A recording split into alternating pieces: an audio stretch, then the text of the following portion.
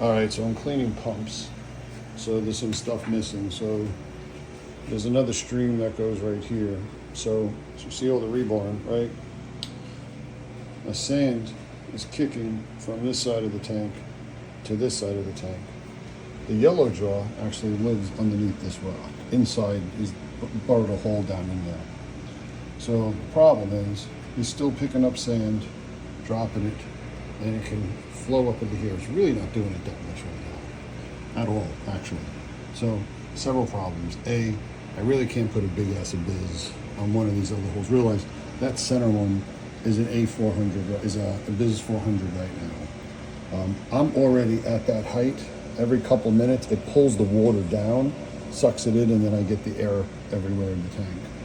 So as it is, I'm going to put a T there and I got to break the volume of water it's sucking in differently because I can't keep pulling air down. But I can't lower that anymore because then that'll suck up the sand. Same dilemma here. I can't go any lower. That's not a bad height, but if I go any higher, I'm going to start pulling water down into these as well. So that's really not a solution. Putting a big ass pump and doing that. First solution is I'm going to start sucking out the sand. I'm going to try to eliminate about 50 to 60% of the sand, and I'm going to put it in. I have two sumps. I'm going to put it in one of the sumps, and kind of have like a remote bed there. So I think if I eliminate most of the sand, half the sand, that'll be a big part of it. Now the other thing I'm thinking about doing, contemplating, is that one over there is what burnt out. And I swear all this damage was done at the same time several months ago when I lost this pump that first time, when you remember that. This is the other pump. That one's seized up now. I'm changing the plumbing configuration and whatnot. I'm waiting for the pump to get here. See, you heard it, right? So look, watch. There it goes. The 400 pulls it down straight from there. About every so often. I don't know what the reasoning is for every so often. They have the Champion Lighting has those, it's the guy who makes nice sea swirls. He also makes those, I can't think what the hell they're called.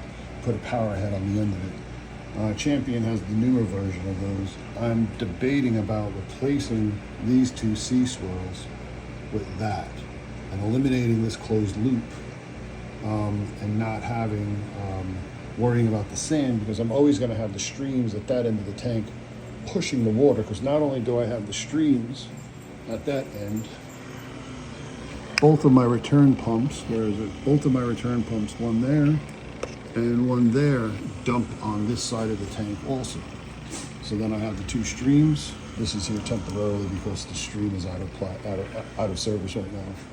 So I'm always going to have the two streams, my two returns, two L2s up here, and then this is the other loop, which is also tied to the UV system. So all of that is pushing the water this way, right?